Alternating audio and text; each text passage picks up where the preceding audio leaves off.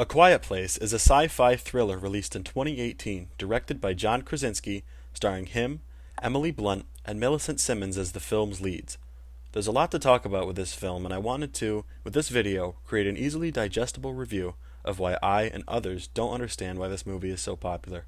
I love YMS's and the Angry Joe Show's reviews of this movie, and I definitely recommend that you check those guys out if you haven't already. Before I start though, I'd like to make a couple of things clear.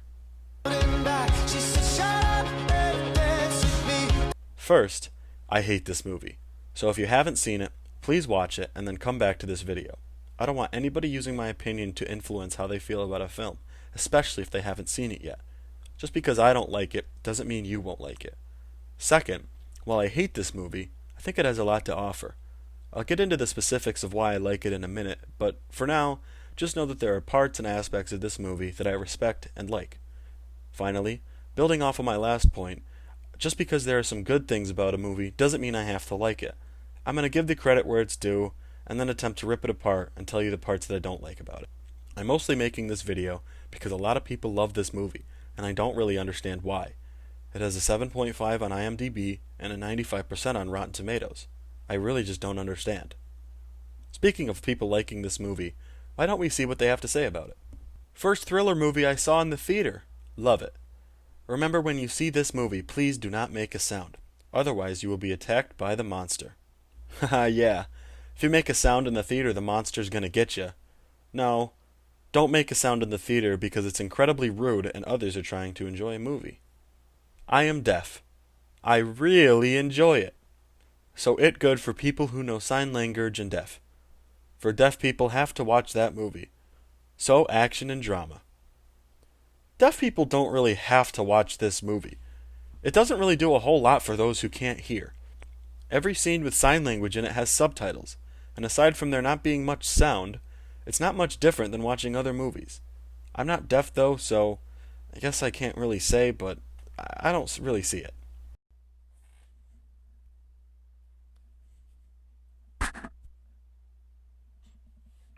See, I'm not going to read this review all the way through because he typed a Bible, but I am going to highlight certain parts of it. Speaking of horror, what we take as scary is subjective.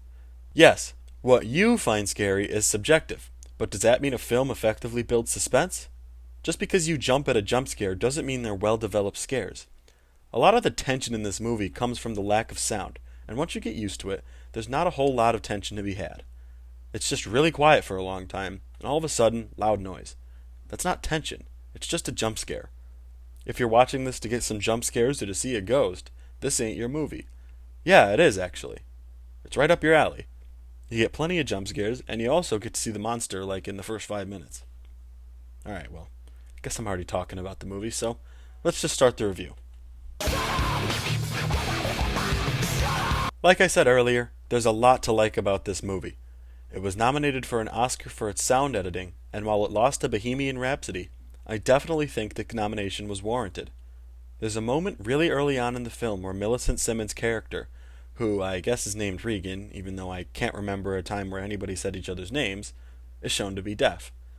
They show her with an earpiece on before, but then they move the camera in front of her and the white noise within the scene goes away and you're left in silence.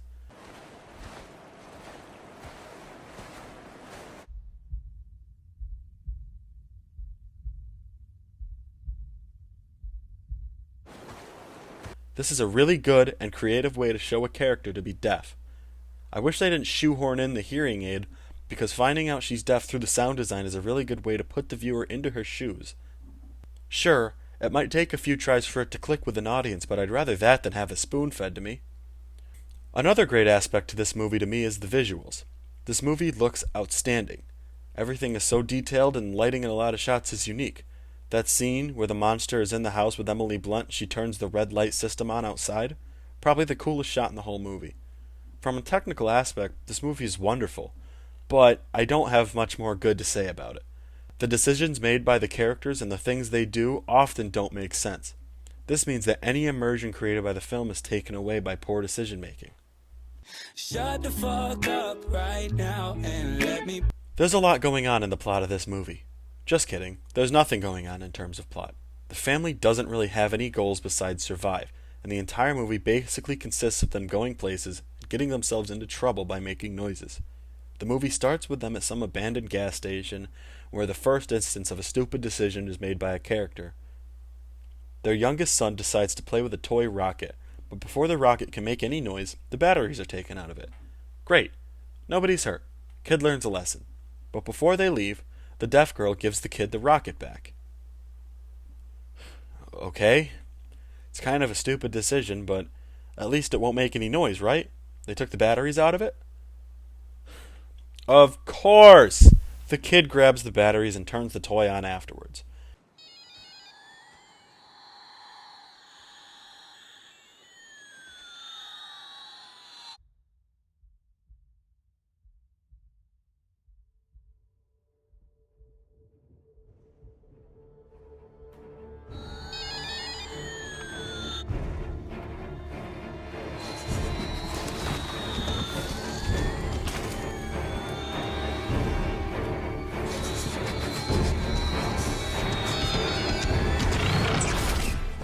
If he didn't do that, he wouldn't have died, and this movie would be boring as hell. That's just a small example of a bad decision by a character. He's a kid after all. He doesn't know any better. I mean, he should have been walking in the front of everybody else, not in the back, so that they could watch him, but, we'll let it slide. There's a lot more things that characters do that simply don't make any sense given their situation, though. Once the little kid dies, a title card comes on for the title of the movie, and then another one comes on the screen that says like 478 days later or something.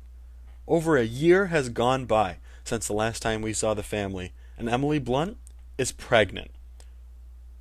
Why are you having a kid? Why? What were they thinking? You know you're living in a post-apocalyptic world where the thing that's after you thrives off of hearing noise. Why would you voluntarily put yourself in a position to have to go through some of the worst pain a person could put themselves through when the one thing you can't do is make noise? And even if you give birth without making noise, what's stopping your newborn from just screaming its head off after it's out? It's so risky, and it doesn't make a lot of sense. They have some system in place for it, where like when Emily Blunt is giving birth, John Krasinski sets off like a thing of fireworks, and the monsters get distracted, I guess, and she's able to give birth normally. But I mean, why? Where did you get the fireworks, and why did you put yourself in that situation to begin with? As for the waterfall argument, a lot of the time people say, well, how are they supposed to live out there? My answer to that is, build a house. If living near a waterfall means you can talk, make noise, live somewhat normally, have a steady supply of food and water, and the monsters will never bother you, why wouldn't you try to find a way to live there? Why would you travel miles from your house in silence to get food when you could live on the water and have a constant stream of both? This argument for living near the waterfall is kinda just furthered by John Krasinski's trip back with his son. They meet a man whose wife had just passed, and the man screams in order to be killed by the monster. They wouldn't be in this bad situation if they had just lived near the waterfall. And yeah, I know, hindsight is 20/20, and I know they, in the context of the movie, couldn't predict that would happen. But I think it's just an example of the movie needing to force things to happen in order to further the plot. The scene wasn't tense. You knew what the man was going to do. They only go to the waterfall so they can set up this weak scare. If they lived on the waterfall, they likely never passed the man's house, so this scene can't happen. Also, another point on the guy in the woods. If you're watching this, guy in the woods, you're an asshole.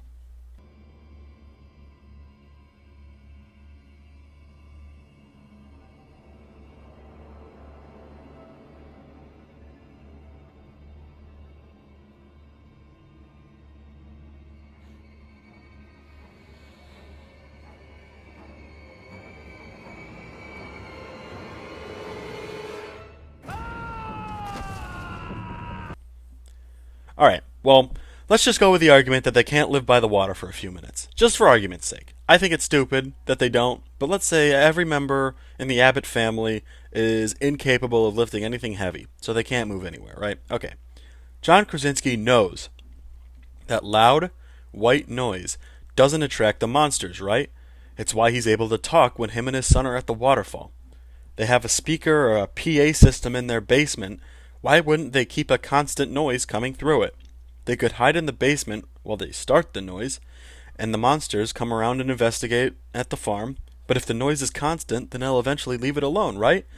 They have a camera system too, so they'll know when the monsters go away. Even if it doesn't work, you can just turn the sound off and the monsters will eventually hear something else and leave you alone. If you can set up a light system to signify danger throughout your entire farm, and a PA system, why can't you use it to your advantage? Or do they just not like talking? There's a lot more plot holes to this movie. I'll link an IMDb review that covers most of them, but there's one more I'd like to talk about. The ending.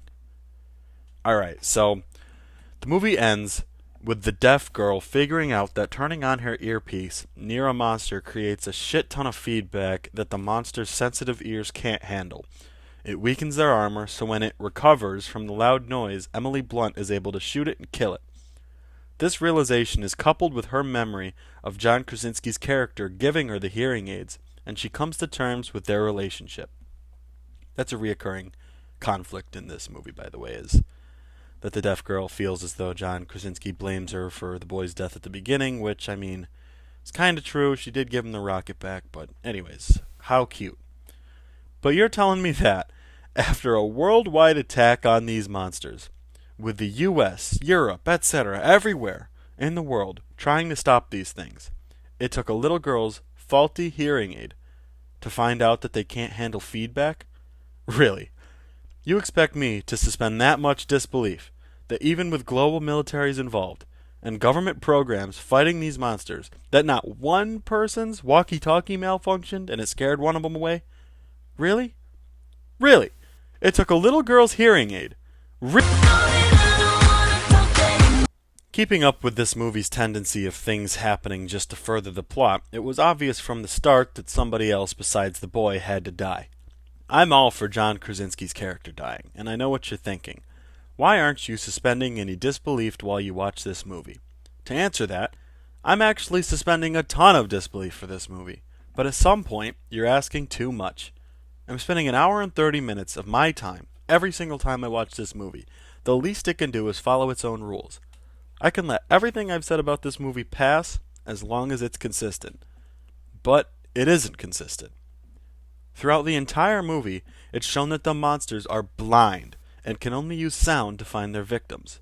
John Krasinski comes out from under an awning or whatever, completely silent, and the monster has no idea that he's there. Then, without making any noise, the thing attacks him.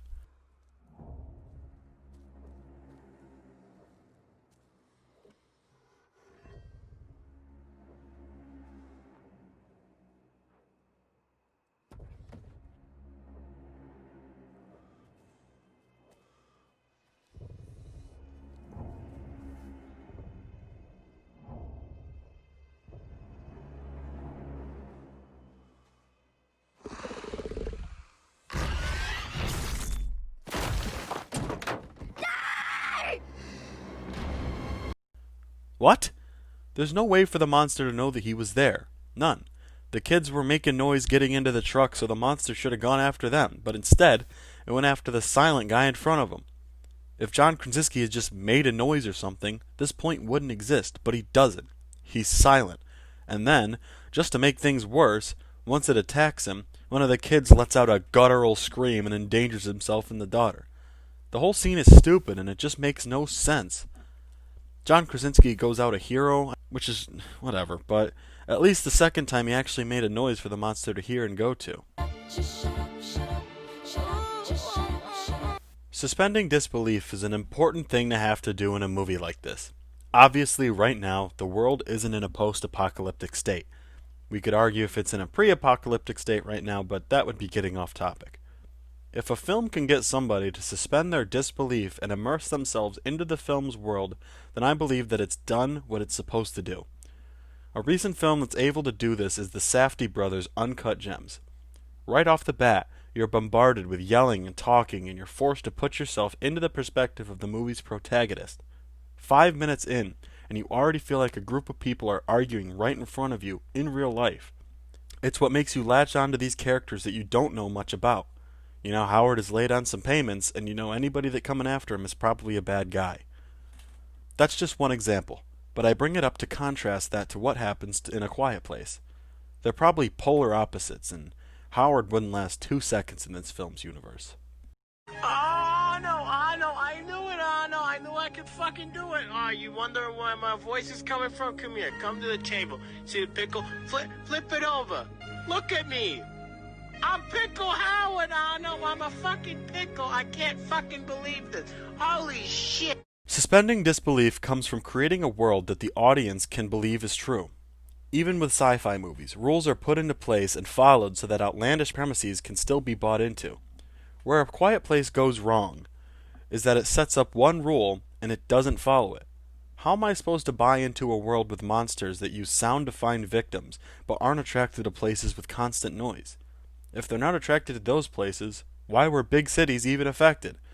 Why don't the characters act in ways that abide by these rules, or that even take them into account? The characters know that the monsters use sound, so why do they do things that make noise? How am I supposed to buy into this world? I'm not going to go into every movie with my belief already suspended, because the movie has to earn it. Movies don't just get to have everybody buying in by default. It's incredibly hard to buy into a world that isn't realistic, and if the movie doesn't try to respect me, why would I respect it? Shut up, bitch! Even with all the plot holes, stupid decisions, poorly executed ideas, and bad premise, there's still a lot to like about this movie. John Krasinski did a good job directing it, and like I said, the sound is great and the visuals are too. Krasinski is directing A Quiet Place Part 2, and since his character is dead, maybe he'll have more time to focus on directing this time around. Who knows? Maybe a thriller with a bunch of different monsters can be just as scary. I just hope they don't show them in the first 5 minutes next time.